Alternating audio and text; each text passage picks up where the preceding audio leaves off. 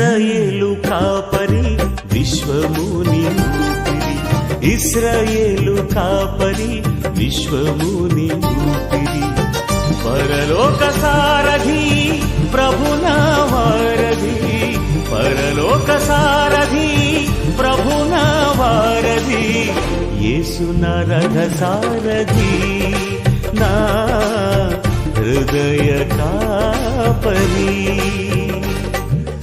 ఇశ్రాయేలు కాపరి విశ్వముని ఊపిరి, ఇశ్రాయేలు కాపరి విశ్వముని ఊపిరి.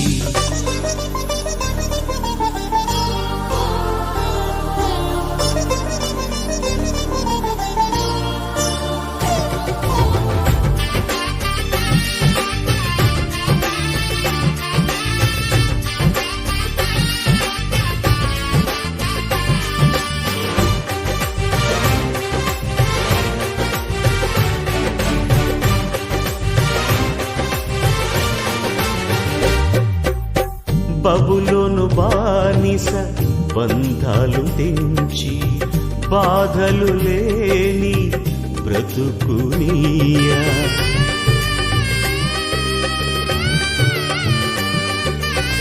బబులోను బానిస బంధాలు తెంచి బాధలు లేని బ్రతుకునియా, సిలువ కాటాలో శ్రమల కౌగిటిలో, సిలువ కాటాలో శ్రమల కౌగిటిలో రక్తము కాచి రక్షణనిచ్చిన నా యేసయ్య, నీ రక్తము కాచి రక్షణనిచ్చిన నా యేసయ్య.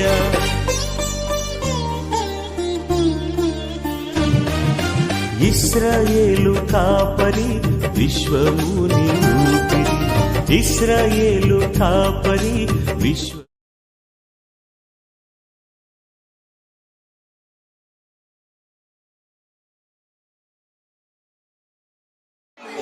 మళ్ళీ చెప్పాలి. సత్య సంబంధులు. ఈరోజు మన ధ్యాన అంశం ఏంటంటే సత్య సంబంధులు. సత్యములకు ఎప్పుడు మళ్ళిస్తారు? ఎవరు మళ్ళిస్తారు? సత్యములకు ఎప్పుడు మళ్ళిస్తారు? సత్యమును పాటించేవాళ్ళు, సత్యములో నడిచేవాళ్ళు, సత్యమును చెప్పేవాళ్ళు.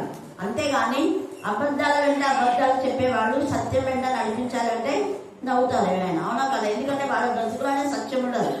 సత్యమే లేని వాళ్ళు వాక్యం చెప్పినప్పుడు ఆ వాక్యములకు ఏముండదు చెప్పండి? నిష్ప్రయోజన వాళ్ళలో వాక్యం. పందుల ఎదుట నృత్యములను వేయకుడి అని మొన్ననే ఎవరో చెప్పినారు.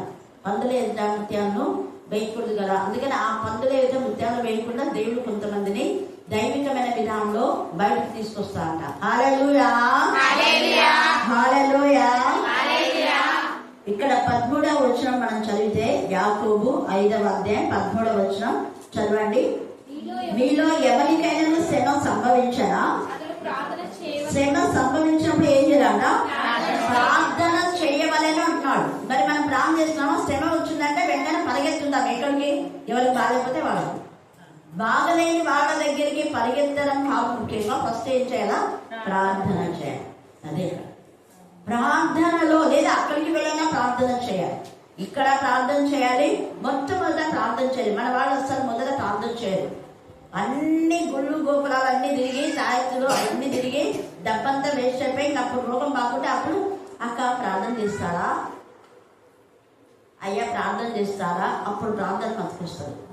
అంతా డబ్బంతా అయిపోగొట్టుకున్న తర్వాత ఏమీ లేని స్థితిలో ఉన్నప్పుడు అప్పుడు దేవుడు బతికొస్తారు. తిరిగేవన్నీ తిరిగిన తర్వాత ఇక్కడ మొదట ఫస్ట్ ప్రయారిటీ మనం దేవుడికి ఇవ్వాలి.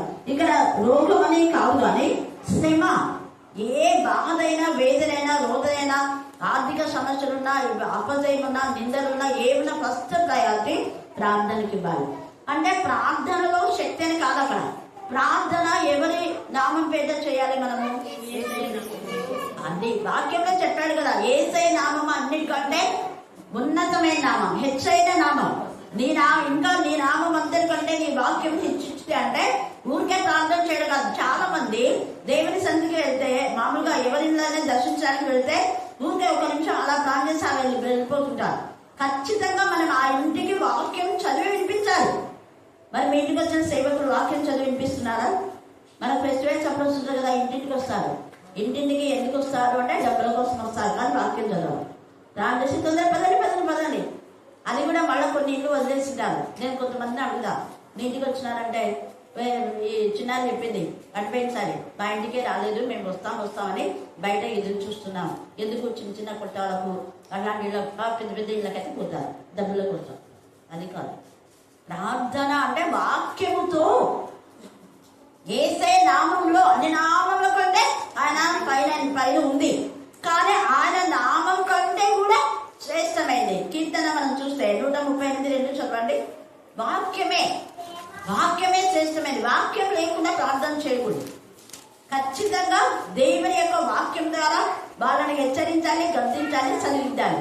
చదవడం నీ పరిశుద్ధ ఆలయం తట్టు నేను నమస్కారం చేయించున్నాను.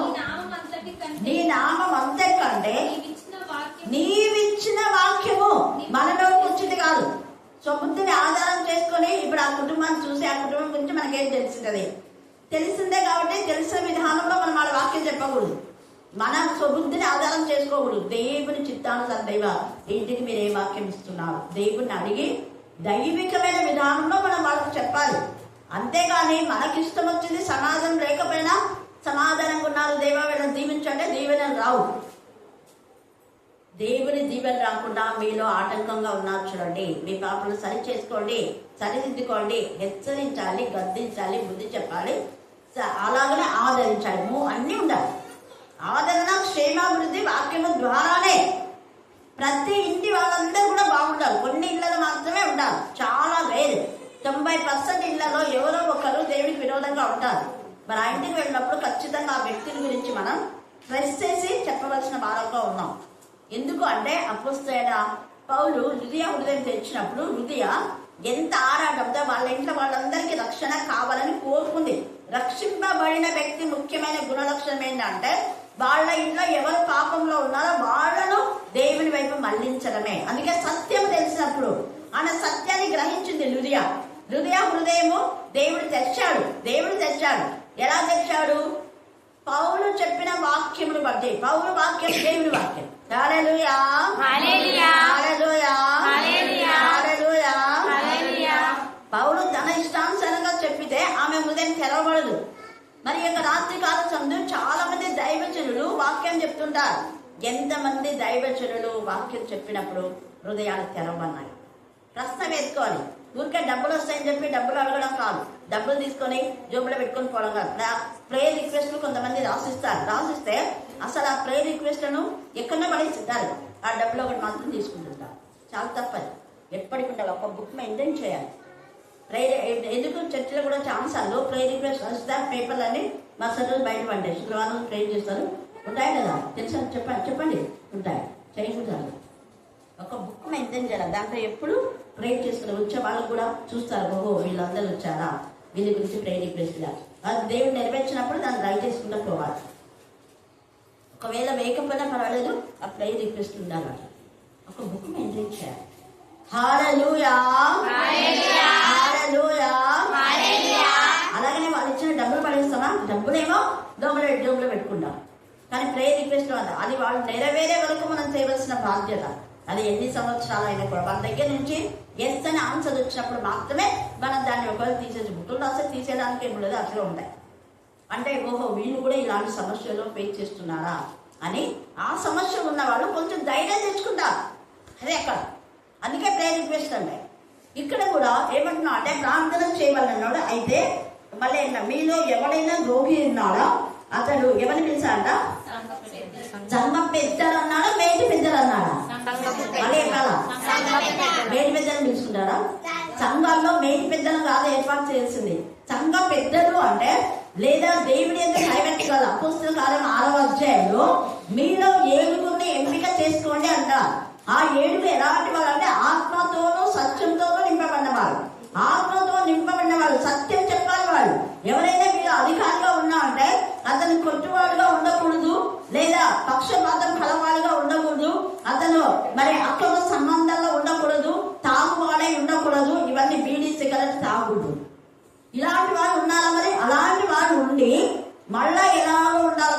వాక్యం తెలిసి ఉండాలి. వాక్యం బాగా తెలిసి వాక్యం ద్వారా ప్రార్థన చేస్తే అప్పుడు ఆ రోగికి స్వస్థత అవుతారు. కొంతమంది నూనె రాసి ప్రార్థన చేయమని ఇక్కడ ఉంటుంది, నూనెలు అమ్ముతుంటారు. అమ్మడము వ్యాపారం అయిపోతుంది. దేవుడు క్షమించాడు. అమ్మే నూనెలను బట్టి దేవుడు అసలు ఇక్కడ అమ్మమని వాక్యంలో ఎక్కడ లేదు. నూనె అమ్మమని లేదు, ఉందా? లేదు. కచ్చిపులు అమ్మమని ఉందా? లేదు. చేపలు అమ్మమని ఉందా? లేదు. ఇది వ్యాపారం. వాళ్ళు ఏదైనా ప్రార్థన చేయమంటే మనం ప్రార్థన చేయలేదు. అది కూడా యేసయ్య నామం శక్తివంతమైన వాక్యం మనం చెప్తున్నాం కాబట్టి దేవుడి యొక్క మాట ఆ యొక్క దానిలో ప్రభావితమైపోయి అద్భుతకాలం చేస్తారు. ఆ నూనెలో శక్తి లేదు, మరి దేనిలో శక్తి ఉంది? మళ్ళీ చెప్పాలా? యేసయ్య నామంలో, యేసయ్య రక్తంలో, ఆయన వాక్యంలో, ఆయన ఉమ్మిలో, ఆయన వస్త్రంలోకి ప్రభావం ఎక్కడి నుంచి వచ్చిందంటే ఆయనలో నుంచి, యేసయ్యలో నుంచి వస్త్రంలోకి వచ్చినప్పుడు ఆమె చెంగు ముడితేనే ఆమెకు స్వస్థత అయిపోయింది. అది నమ్మకం. అది అందుకే అమ్మా నీ విశ్వాసము నేను స్వస్థపరచు. వాళ్ళ విశ్వాసంతో, ఊరికే విశ్వాసం లేని వాళ్ళకు అక్క ప్రార్థనలోనే విశ్వాసమే ఉండదు. ఏం బాగైతే రోగాలు బాగా ఊరికే నువ్వు ప్రార్థన చేసుకుంటుంటే పోతుంటా. నీకు విశ్వాసమే లేకపోతే నీకు బతికేలా బాగవుతుంది. బాగా ఆత్మను ముందు శుద్ధి చేసుకోవాలి. శుద్ధీకరణ జీవితం ఉండాలి. పరిశుద్ధత దేవుడు మన నుంచి ఎంతగానో కోరుతాడు. శుద్ధ హృదయంతో ప్రార్థన చేస్తే దేవుడు వింటాడు. అందుకనే యోబు 31:1 కన్యకలు నేను ఏ విధంగా చూస్తున్నాను. మరి మీరు కన్యకలను చూస్తున్నారేమో. ఒకవేళ కన్యకలైనా మరి యవన కన్యకలు మరి యవన పురుషులను చూస్తున్నారేమో తక్కువ. సాధ్యమైనంత వరకు వాళ్ళ చూపు మన చూపు వాళ్ళపైన పడకుండా, వాళ్ళ చూపు మన పైన పడకుండా మన బ్రతుకులు సరిదిద్దుకోవాలి. యోగు ఎంత చక్కగా ఇస్తున్నాం. యోగు లాంటి జీవితం ఉంటేనే పరిశుద్ధత. పరిశుద్ధమైన జీవితం జీవించాలంటే కన్యకనే ఎలాగో చూస్తా అంటారు. చూపు మరల్చుకొని వెళ్తున్నాం, వాళ్ళు చాలా తిప్పుకొని వెళ్తున్నాం. అది అందుకనే వాక్యంలో ఉంది, ఈ యొక్క మోయాబీ స్త్రీలు ఓర చూపులు చూసు ఇక్కడనే ఉంటుంది. తల చూపులు ఎన్నో ఉంటాయి అన్నమాట. ఓర చూపులు చూస్తూ కులుపుతో నడుచు కాళ్ళ గజ్జలను మోగించుతున్నారు. వారికి శ్రమ, వాడి నడినెత్తిని బోడి చేస్తానండి వాక్యం తేటగా రాయబడింది. అలాంటివి కాదు, పరిశుద్ధమైన చూపు మన జీవితంలో ఉండాలి. తర్వాత మనం చూస్తే 1 తెస్సలోనికైలు 3:13 చూడండి. 1 తెస్సలోనికైలు 3:13. మరియు మన ప్రభువైన యేసు తన పరిశుద్ధులందరితో వచ్చినప్పుడు, తన పరిశుద్ధులందరితో, అక్కడ తన పరిశుద్ధులు అని ఉంటే అందరితో ఉండాలి. మళ్ళీ చెప్పాలా? తన పరిశుద్ధులందరితో. పరిశుద్ధులకు దేవుడి కృప తోడుగా ఉండును గాక. పరిశుద్ధులకు దేవుడి యొక్క సహాయం కలుగును గాక. పరిశుద్ధుల ప్రార్థన ప్రకటన 8లో మనం చూస్తే పరిశుద్ధుల ప్రార్థన దేవుని సన్నిధికి వెళ్తారు. ప్రకటన 5లో కూడా పరిశుద్ధుల ప్రార్థన. ఆ ప్రార్థనలు ఏంటి అంటే అవి పరిశుద్ధుల యొక్క ప్రార్థన, అందరి ప్రార్థన కాదు. నువ్వు ప్రార్థన చేస్తున్నావు, ముందు నీ హృదయం పరిశుద్ధంగా ఉండాలంటే ఎవరితోనన్నా చేసిన తప్పిదాన్ని ఒప్పుకొని క్షమాపణ కోరాలి, అప్పుడే క్షమించాలి. యేసయ్య అంటాడు అక్కడ క్షమించండి అని చెప్తే, ప్రభువా ఎన్నిసార్లు క్షమించాలి అంటే యేసయ్య ఒక మాట అంటాడు. ఏ మాట? 70 మార్లు. ఎప్పుడు క్షమించాలా? అది కూడా ఉండాలి, తేటగా ఉంది. చేసిన వ్యక్తి నీ వైపు తిరిగి, అంటే ఒకరు తప్పేం చేస్తున్నాడు, వాళ్ళు మన వైపు తిరగాల, ముందు నీ వైపు తిరిగి నేను చేసిన తప్పు అని 79 సార్లు అంటే 79 సార్లు క్షమించు. అది అట్లా.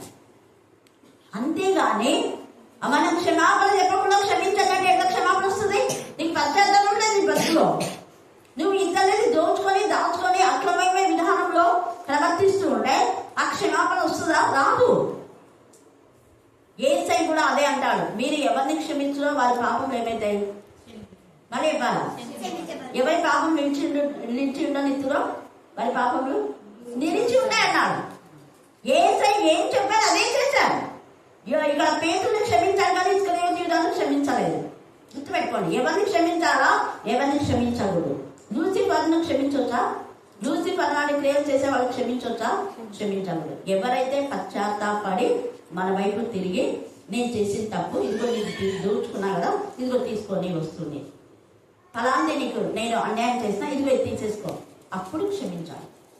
అలాగనే దావీదు కూడా క్షమించమని చెప్తే నేను క్షమిస్తాను, కానీ దేవుడికి క్షమించడాన్ని సొలొమోనుతో చెప్తాడు. మీరు మొదటి రాజులంతా బాగా చదవండి. అక్కడ ఇదిగో వాడు చిమ్మి అంటూ ఉన్నాడు కదా, మన విషయం జాగ్రత్త, కొంచెం జాగ్రత్త పడాలంటే వెంటనే రే ఇప్పుడు వదిలేస్తాను నన్ను, తర్వాత నువ్వు ఎప్పుడైతే ఈ దేశం వదిలి వేరే చోటికి వెళ్ళాలనుకుంటావు అప్పుడు చస్తావన్నాడు. శిక్ష ఖచ్చితంగా వస్తుంది. తాత్కాలికమైన విధానంలో క్షమాపణ. ఎవరికైనా మనం క్షమించాలంటే వాళ్ళు చేసిన తప్పు ఒప్పుకోవాలి. అలాగనే అర్పణ అర్పించేటప్పుడు కూడా అందరి అర్పణ దేవుడు స్వీకరించాడు. మనం అర్పణ అర్పించేటప్పుడు మనం ఎవరితోనైనా సమాధానం లేకుండా, లేకపోతే ఎవరితోనైనా మనం ఎవరికైనా ఏదైనా అచ్చి ఉండి వాళ్ళకి ఎగ్గొట్టినామో అవి ముందు సరి చేసుకొని అప్పుడు అర్పణ ఇవ్వాలి. అప్పుడే అర్పణకు మన దేవుడు ఇచ్చిన అర్పణను ఆశీర్వదించి మనకు బ్లెస్సింగ్స్ వస్తాయి, లేకపోతే రా. ఇవన్నీ ఉన్నాయి ప్రార్థనలో. ప్రార్థన అంటే ఇంకా ప్రార్థన కాదు. అందుకే ఇవన్నీ కలిపి మనం ప్రార్థన చేయాలి. ఎవరికైనా సంతోషం కలిగిన పాడాలంట. ఎవడైనా రోగి అయితే సంఘ పెద్దలు అంటే ఆత్మతో నింపబడిన పెద్దలు. అందుకే నేను మేరీ చేత ప్రేమ చేయించుకోండి అంటున్నా. ఇంకా కొంతమంది పెద్దలు ఒక్కరికొకరు ప్రార్థన చేసుకోండి. మీకు అందుకే చెప్పేది, ఇదిగోమ్మా నేను చేస్తున్నా, మీరు కూడా చేయండి. నేను ఒక్కదాన్ని చేయడం కాదు. అందుకే నేను ఎప్పుడు మా ఫెలోషిప్ చేస్తుంది, మా సహవాసంలో అందరితో చేయడం, అందరూ సంతోషపడతారు. ఎవరు నాకు కాల్ చేసినట్టే అక్క ఫెలోషిప్ బాగుందా, అందరికి గ్రీటింగ్ చెప్పండి. ఈ రోజు కూడా రత్న అడిగింది, రత్న కూడా చాలా బాగుందంట. అన్ని రిపోర్ట్లు నార్మల్. ఒక 2 రోజులకు 3 రోజులకు వస్తానండి తను. తర్వాత శాంతి అని చెప్పేసి ఎంబీఓ జ్ఞానం సార్ చెల్లెలు, ఆమె కూడా రేపు వస్తానని చెప్పింది. ఆమె కూడా అక్క అదే ఒకటి ఆపరేషన్ ఏదో సక్సెస్ అయింది, ఇంకొకటి ఏదో ఉంది, ట్రైన్ చేయించుకోవడానికి వచ్చిన ఫెలోషిప్లో చెప్పండి. ఇంకా కొంతమంది నిరీక్షణ టెక్నికల్ నుంచి సర్పంచ్ వాళ్ళ ఫ్యామిలీ అక్క బుక్లో రాయిందక్క పిల్లల పేరు పెట్టి ఇంతకుముందు దాస్తున్నాను ఉన్నాం, అయినా కూడా మళ్ళీ ఒకసారి గుర్తు చేస్తాను నేను అని చెప్పాను. సంజీవన ఇప్పుడు వచ్చేది కదా, ఆమె ఫ్రైడే అప్పుడు 10th పాస్ అయింది, ఇంటర్ వచ్చేది. చదివే మారి ఆ పిల్లల గురించి ఏడ్చే వాళ్ళు ఇద్దరు తల్లిదండ్రులు. దేవుడు ఎంత గొప్ప అంటుందో. ఫస్ట్ క్లాస్ మళ్ళీ ఆర్డినరీగా దేవుడికి వాళ్ళ 2 పిల్లల కోసం కూడా, 3 పిల్లలు, మగ పిల్లలు 2 కోసం కూడా ప్రే చేయమని చెప్పింది. అందరూ కలిసి మనం చేయాలి. ప్రార్థన అంటే ఒక్కరికొకరు కాదు, ఒక్కరి వ్యక్తిగతంగా చేసుకోవాలి, నీ వ్యక్తిగత ప్రార్థన. కానీ కొన్ని మనకు ఇచ్చినప్పుడు అంటే ఏదైనా సీక్రెట్గా చెప్తే అది మన వ్యక్తిగతంగా చేయొచ్చు, కానీ అందరు కలిసి చేసే కొన్ని ఉంటాయి. అందుకని ఇక్కడ పెద్దలు అంటే మేలు పెద్దలు కాదు, సంఘంలో ఆత్మీయంగా ఉన్న పెద్దలతో మనం ప్రార్థన చేయించుకోవాలి. అందుకే ఒక తల్లి కూడా ఆత్మీయంగా ఉండే పిల్లల కోసం ప్రే చేయాలి. ప్రతిరోజు ఆశీర్వదించాలి పిల్లలు. అతడు సంఘపు పెద్దలను పిలువనంపగలిగిన వారు ప్రభువు నామమున, అదే అక్కడ అర్థం చేసుకుని ప్రభువు నామంలో నూనె రాస్తే నూనెలో పవర్ లేదు, ఏసే నామంలో. ఇందాకనే చెప్పా, నీ నామం అంతే కంటే మనం దేని హెచ్చించాడ వాక్యం. అంటే వారు వాక్యంతో నింపబడి వారు శుద్ధి చేయబడి శుద్ధీకరణ హృదయంతో ప్రార్థన చేస్తే అప్పుడే ఆ రోగికి స్వస్థత అయ్యేది. అందరూ ప్రార్థన చేసే రోగాలు విశ్వాస సహితమైన ప్రార్థన అని అక్కడ. ఊరిక పైకి ప్రార్థన మెరుగులు కాదు, వేషధారణ ప్రార్థన కాదు. అక్కడ చేసి మళ్ళా మనం ఏం చేయాలి అంటే ఇంట్లో మన పర్సనల్ ప్లేస్లో వాళ్ళకి స్వస్థత వచ్చే వరకు ప్రార్థన చేయాలి. ఈరోజు యాక్చువల్గా ఎక్కువ హైమాత్ కోసం చేసిన, తనకు అదే 5వ తేదీ ఏమో ఇచ్చినారు, ఈరోజు రాదనుకున్నా, అయినా దేవుడు నడిపించినాడు. హల్లెలూయా హల్లెలూయా హల్లెలూయా హల్లెలూయా. పిల్లల కోసం చాలా మంది పిల్లల కోసం చేయమన్నారు. రత్న పిల్లోడు ఇక్కడ వచ్చినప్పుడు చాలా ఇదిగా ఉండేవాడు. ఇప్పుడు నేను మార్చిన తర్వాత మంచి వాక్యాలు నేర్పిస్తుంటే వాడు కూడా బాగా స్తుతిస్తున్నాడు. కృపమ్మ కొడుకు కూడా స్తుతించిన అని చెప్పింది. ఈమె బైక్ తీసుకొని ప్రార్థన చేసింది, కెళ్ళి నాకు పంపించినారు. వినిపించినా కదా.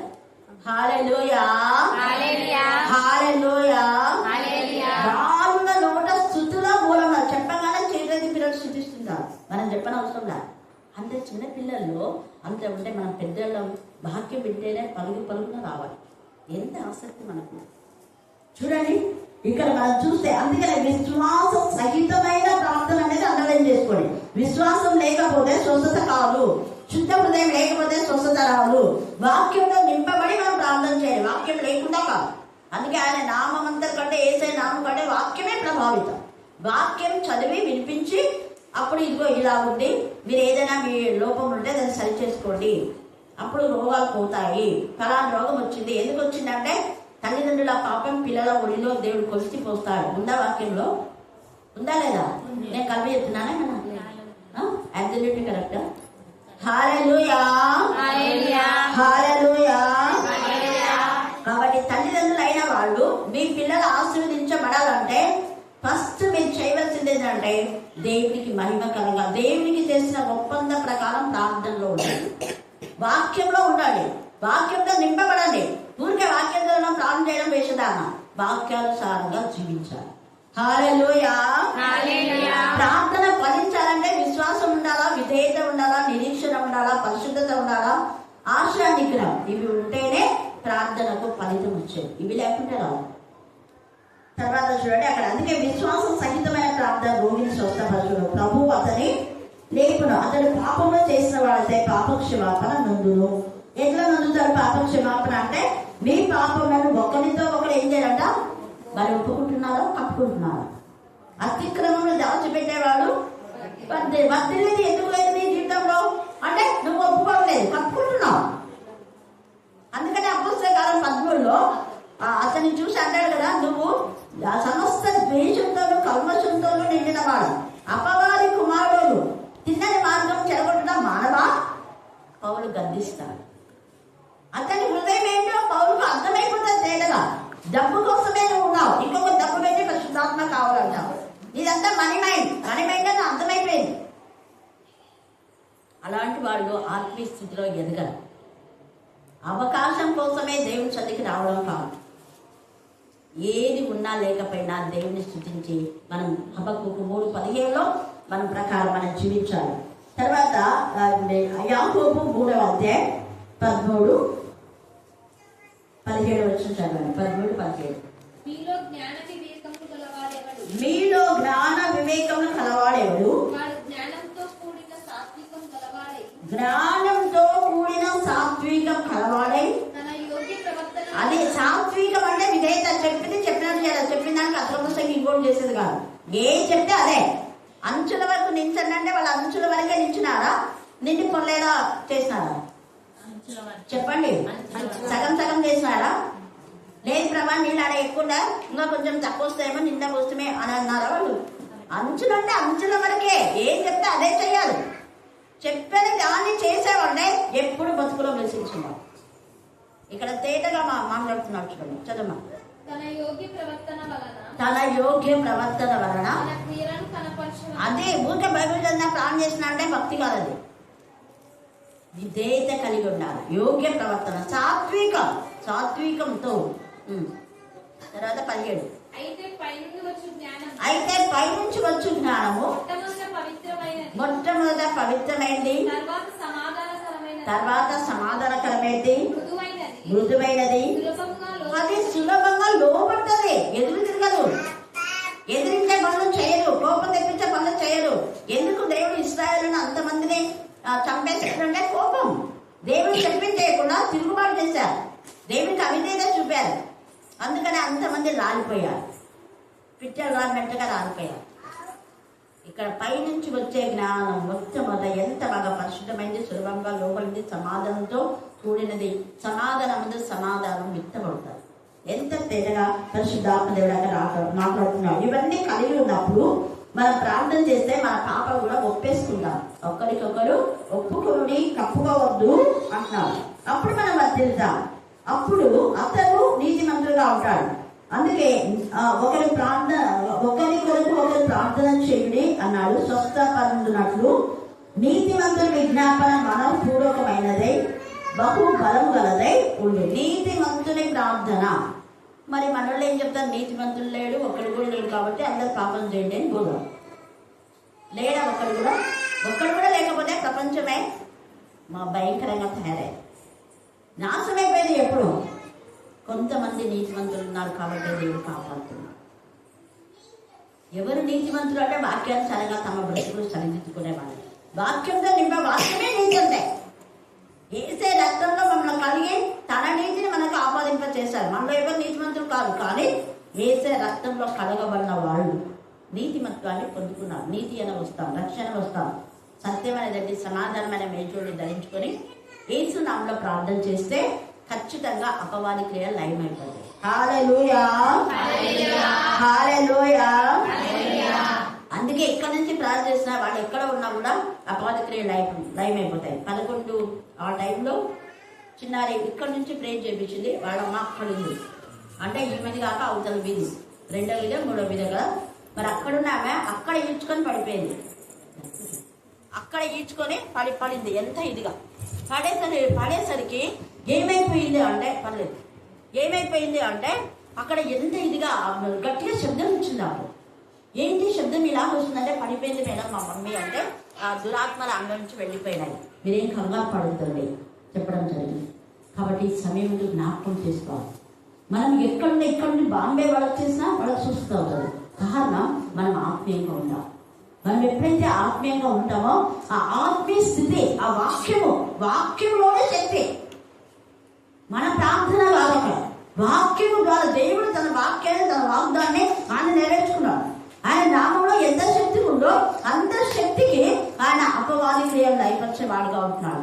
కాబట్టి ఈ సమయంలో మనం జ్ఞాపకం చేసుకోవాలి. ఎంత చక్కగా పరిశుద్ధాత్మ దేవుడు ఇక్కడ మాట్లాడుతున్నాడు చూడండి. ఒక్కరి కొరకు ఒకరి ప్రార్థన చేయండి, నీతిమంతుల విజ్ఞాపన మనపూర్వకమైనదే, బహు బలము గలదై. బలము ఎందుకు ఎప్పుడొచ్చింది బలం ప్రార్థనకు? మళ్ళీ చెప్పాలి. వాక్యమే దేవుని సన్నిధిలో గడపాలి ఎక్కువ. అందుకే కీర్తన 96 చదవండి.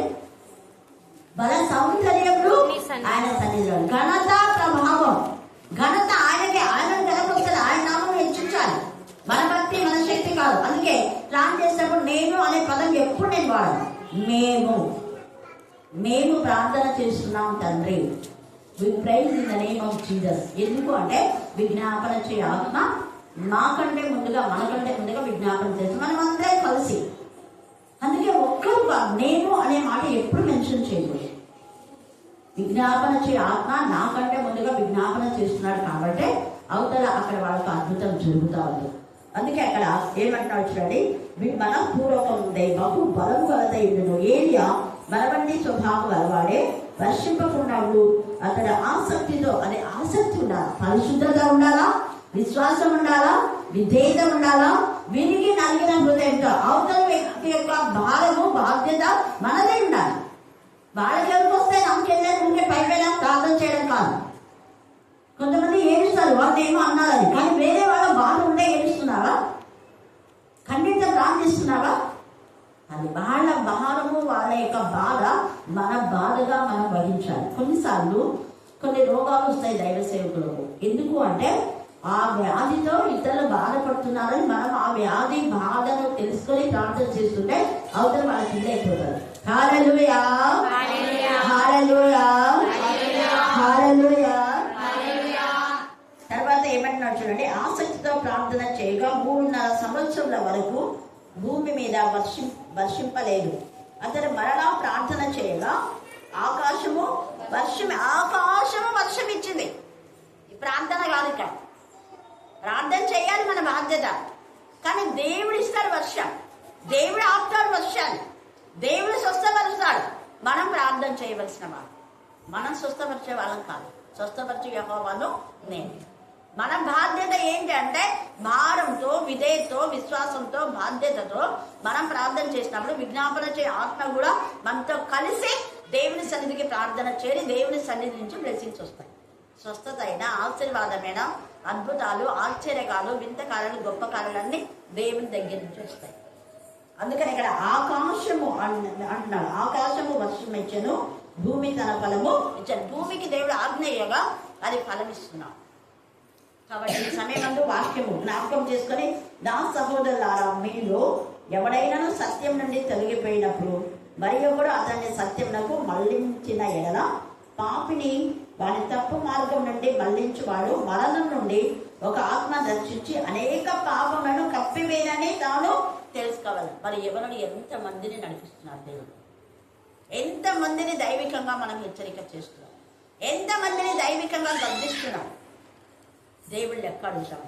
మీరు అలాగా వాళ్ళకి హెచ్చరిక చేయకపోతే నువ్వు దోషివి అనేది వాక్యం. యెహెజ్కేలు 33 చదివితే నీకు అర్థమవుతుంది. నువ్వు వాళ్ళకి తప్పు చెప్పినా కూడా వాళ్ళు అలా కంటిన్యూ చేస్తే నువ్వు నిర్దోషివి, వాళ్ళు దోషి, వాళ్ళ ప్రాణంకి వాళ్ళే అవుతారు. కాబట్టి ప్రతి తప్పు చేసిన వ్యక్తిని మనం గద్దించి సరిదిద్దాం. దేవుడు లేఖన భాగాన్ని దీవించి ఆశీర్వదించుగాక. ఆమేన్, ఆమేన్, ఆమేన్. దయను బట్టి, జాలిని బట్టి, నీ కనికరాన్ని బట్టి ప్రభా నీకు వందనాలు, స్తుతులు, స్తోత్రాలు చెల్లిస్తున్నాం ప్రభా. నీ యొక్క అపారమైన ప్రేమను బట్టి ప్రభా, నూతన వాత్సల్యాన్ని బట్టి నీకు వందనాలు, స్తుతులు, స్తోత్రాలు చెల్లిస్తున్నాం ప్రభా. ఏ యోగ్యతలు, ఏ ఎన్నికలు లేని మమ్మల్ని ప్రభా అనుదినం నీ సన్నిధిలోని గడప ద్వారా బంధంలో యుద్ధం నీ ఉపదేశాన్ని వినటకు తండ్రి ధన్యులుగా మమ్మల్ని మార్చిన విధానాన్ని బట్టి నీకు వందనాలు చెల్లిస్తున్నాం. ఈ యోగ్యత, ఈ ధన్యత ఎందరికీ ఉన్నదో లేదో మాకు తెలియదు, కానీ ప్రభా మీరైతే మాకు ఆ ధన్యతనిచ్చారు. అందరిని బట్టి నీకు వందనాలు చెల్లిస్తున్నాం ప్రభా. నీ సన్నిధిలో ఒక దినం గడుపుట 1000 దినముల కంటే శ్రేష్టమని సెలవిచ్చావు. ప్రతి దినం గడుపుచున్న దినంలన్నీ మీరు ఆశీర్వాదాలుగా మా తండ్రి దయ చూపించమని ప్రార్థిస్తూ ఉంటున్నాం. నా తండ్రి నీకు వందనాలు, స్తుతులు, స్తోత్రాలు చెల్లిస్తున్నాం. అపాయకరమైన దినములో, అంత్య దినంలో మేము ఉంటున్నాం తండ్రి ప్రభా. మాకు ఆధారమై ఉన్న నీ వాక్యాన్ని అతి ప్రతిష్టంగా తండ్రి ప్రభా మేము చదువుకోవడానికి నీ కృపను సహాయం దయచేయండి. లోతు మార్మాలను, మార్మిక సత్యాలను మాకు తెలియచేయండి ప్రభా. తండ్రి మీరు మా మధ్యలో ఉంచిన టీచర్ని తండ్రి ప్రభా వేసి మీరు మరి ఎక్కువ లోతులకు నడిపించి మాతో లోతులకు మీరు మాట్లాడమని ప్రార్థిస్తున్నాం. తెలియని విషయాలు, గూఢ సంగతులు తండ్రి మీరు తండ్రి టీచర్ గైడ్ చేసి ప్రభా మాకు తండ్రి హెచ్చరించుచు ప్రభా లోతైన విషయాలు తెలియజేస్తున్న విధానానికే నీ కృతజ్ఞతాస్తుతులు చెల్లిస్తున్నాం ప్రభా. మీరు చేసిన ఉపకారములకు, మేలులకు నేను తండ్రి ఏమిచ్చినా నీ రుణం తీర్చుకున్న జాలం ప్రభా నీకు వందనాలు. మీరు ఇచ్చిన మంచి ఆరోగ్యాన్ని, ఆయుష్కాలాన్ని బట్టి నీకు వందనాలు చెల్లిస్తున్నాం. ఎందుకంటే మమ్మల్ని నిన్నటి వారమే కానీ మీరు మమ్మల్ని జ్ఞాపకం ఉంచుకొని ఈ రోజులోకి మమ్మల్ని నడిపించావంటే అది నీ కృప మాత్రమే తండ్రి. నీకు వందనాలు. మా యొక్క భక్తి, మా శక్తి ఏది కాదు ప్రభా. నీకు వందనాలు చెల్లిస్తున్నాం ప్రభా. అవును ప్రభా, మేము ప్రతి చిన్న విషయంలో నీ పైన ఆధారపడే జ్ఞానాన్ని మాకు కలగచేయమని ప్రార్థిస్తున్నాం ప్రభా. ఆలోచన చెప్పు దేవుడు, ఆలోచనలో మమ్మల్ని నడిపించే దేవుడు ప్రభా. మీరు మాకున్న రేసే నీకు వందనాలు, స్తుతులు, స్తోత్రాలు చెల్లిస్తున్నాం. జ్ఞానం కొద్దిగా ఉంటే మీరు నన్ను అడగమని మీరు సెలవిచ్చారు కదా ప్రభా. నీకు వందనాలు, స్తుతులు, స్తోత్రాలు చెల్లించుకుంటున్నాం ప్రభా. అడుగు వారికి మీరు ధారాళంగా దయచేసి దేవుడవు ప్రభా నీకు వందనాలు చెల్లిస్తున్నాం. నీ ప్రేమ ఆయుష్కాలం ఉండనని సెలవిచ్చావు. నీ కోపం నిమిషం మాత్రం ఉండనని సెలవిచ్చావు ప్రభా. దహించి అగ్నిగా ఉన్నావు ప్రభా. అగ్ని నేత్రములు కలిగిన వాడవు ప్రభా. నీకు వందనాలు చెల్లిస్తున్నాం. నీ సన్నిధికి వణుకుతో భయభక్తులు కలిగి నడుచుకొని రావడానికి నీ కృపను దయచేయండి ప్రభా. మీరైతే ప్రభా తండ్రి మమ్మల్ని అనుదినం ప్రభా మీరు కాపాడుతున్న విధానాన్ని బట్టి నీకు వందనాలు ప్రభా. స్తోత్ర హృదయ వాంఛలను మీరు తీర్చే దేవుడుగా ఉండి మా మధ్యను రుజువుపరుచుకున్న విధానాన్ని బట్టి నీకు వందనాలు చెల్లిస్తున్నాం ప్రభా. ఏమను ప్రభా ఈ కరుణాపిక సహవాసాన్ని ప్రభా అంచెలంచెలుగా ఎదిగింప చేస్తున్న దేవానికి వందనాలు చెల్లిస్తున్నాం. రేపటి దిన మధ్య త్వరగా నీ సన్నిధికి వచ్చి ప్రభా త్వరగా నిన్ను ఆరాధించుకోవడానికి నీ కృప దయచేయండి. ఎందుకంటే విశ్రాంతి దినాన్ని మీరు ప్రత్యేకించుకున్నారు, ప్రతిష్ఠించుకున్నారు. మీరు పునరుద్ధరణ దినానికి మీరు ప్రత్యేక దినంగా మీరు ఏర్పాటు చేశారు ప్రభా. మీరు ఏర్పాటు చేసిన దినాన్ని ప్రత్యేకంగా మేము గడపడానికి నీ కృపను సహాయం దయచేయమని ప్రార్థిస్తున్నాం ప్రభా. మా పనులలో వెనుకబడిపోక నీ సన్నిధి తండ్రి మేము వెనకడుగు వేయక నీ కృపను దయచేయం. మా పనులు ముగించుకొని నీ సన్నిధికి రావడానికి నీ కృప దయచేయమని ప్రార్థిస్తున్నాం ప్రభా. నీకు వందనాలు, స్తోత్రాలు చెల్లిస్తున్నాం ప్రభా. మీరు క్రమానికి కర్త ప్రభా. నీకు వందనాలు చెల్లిస్తున్నాం ప్రభా. మేము కూడా నీ క్రమంలో నడుచుకోవడానికి నీ కృపను దయచేయండి. క్రమాన్ని తొలగించే దుష్ట శక్తులను మీరు దూరపరచమని ప్రార్థిస్తున్నాం. క్రమానికి ఆటంకపరిచే తండ్రి అక్రమకారులతో మీరు మాట్లాడమని ప్రార్థిస్తున్నాము. నా తండ్రి నీకు వందనాలు చెల్లిస్తున్నాం ప్రభా. అవును ప్రభా, నీ బిడ్డలను కనుగొడ్డు ముట్టితే నిన్ను ముట్టునని సెలవిచ్చిన వాగ్దానాన్ని బట్టి నీకు వందనాలు చెల్లిస్తున్నాం. వారి యొక్క మాటలు మాకు తలగకుండా అవును ప్రభా నీ యొక్క మెత్తన హృదయంతో మమ్మల్ని నింపమని ప్రార్థిస్తున్నాం తండ్రి. మొండి హృదయాన్ని, రాతి హృదయాన్ని మాలోంచి తొలగించి మెత్తని హృదయాన్ని తండ్రి పరిశుద్ధ హృదయాన్ని మాకు దయచేయమని ప్రార్థిస్తున్నాం. నా తండ్రి నీకు వందనాలు చెల్లిస్తున్నాం. దావీదు సెలవిచ్చినట్టుగా ప్రభా మేము పాపం చేస్తామని మీరు వినరని మీరు సెలవిస్తున్నావు కదా ప్రభా. నీకు వందనాలు చెల్లిస్తున్నాం ప్రభా. మేము పరిశుద్ధులమై నీకు మొరు పెట్టడానికి నీ కృపను సహాయం అనుగ్రహించమని ప్రార్థిస్తున్నాం. ఎవరు మమ్మల్ని పాయింట్ అవుట్ చేయకుండా బ్రతకలాగా నీ కృపను సహాయం అనుగ్రహించమని ప్రార్థిస్తున్నాం ప్రభా. నీకు వందనాలు చెల్లిస్తున్నాం ప్రభా. నీకు వందనాలు ప్రభా. యోగు తప్పు చేయకపోయినా నిందలు అనుభవించాడు కానీ నిన్ను దూషించలేదు ప్రభా. నీకు వందనాలు చెల్లిస్తున్నాం ప్రభా. కనికరించమని ప్రార్థిస్తున్నాం నా తండ్రి. నిన్నటి దినమున ప్రభా రాలేక వెనుక పడిపోయిన బిడ్డలతో మీరు మాట్లాడమని ప్రార్థిస్తున్నాం. అవును ప్రభా, ఒక్కరోజు గడపకపోతే ఎన్ని శోధనలను మీరు సెలవిస్తున్నారు ప్రభా. టీచర్ ద్వారా మీరు హెచ్చరిస్తున్నారు కానీ ప్రభా మమ్మల్ని అయితే దాన్ని ఎంత అద్భుతంగా ప్రభా నిన్న నైట్ ప్రభా ఐసియా మీరు ఎంత అద్భుతంగా మీరు జరిగించుకున్నారు ప్రభా, నీకు వందనాలు చెల్లిస్తున్నాం. మీరు నిన్న జరిగించిన ప్రతి విధమైన కార్యక్రమాన్ని బట్టి నీకు వందనాలు చెల్లిస్తున్నాం. నిన్న విజ్ఞాపనను బట్టి నీకు వందనాలు ప్రభా. నిన్న దినమున ప్రభా మేము ఎంత ఎక్కువ స్తుతించామో ప్రభా, వెంటనే ప్రభా ఈ దినమందు మీరు చేసిన ప్రతి కార్యక్రమాన్ని బట్టి నీకు వందనాలు చెల్లిస్తున్నాం. స్తుతించడం ద్వారా తండ్రి గట్టిగా నీకు మొరపెట్టడం ద్వారా ప్రభా ఎన్ని మేలుల ప్రభా మా యొక్క జీవితాల్లో మరొకసారి మీరు రుజువు చూపించిన దేవానికి వందనాలు, స్తుతులు, స్తోత్రాలు చెల్లించుకోండి ప్రభా. అట్టి అనుభవంలోకి మమ్మల్ని అందరినీ నడిపించమని ప్రార్థిస్తూ టీచర్ ద్వారా మేము నడపబడడానికి నీ కృపణ సహాయం అనుగ్రహించమని ప్రార్థిస్తూ నజరేయుడైన యేసు శక్తి గల నామంలో ప్రార్థించి అడిగి వేడుకొంచున్నాం మా ప్రియ పరలోకపు తండ్రి. ఆమేన్.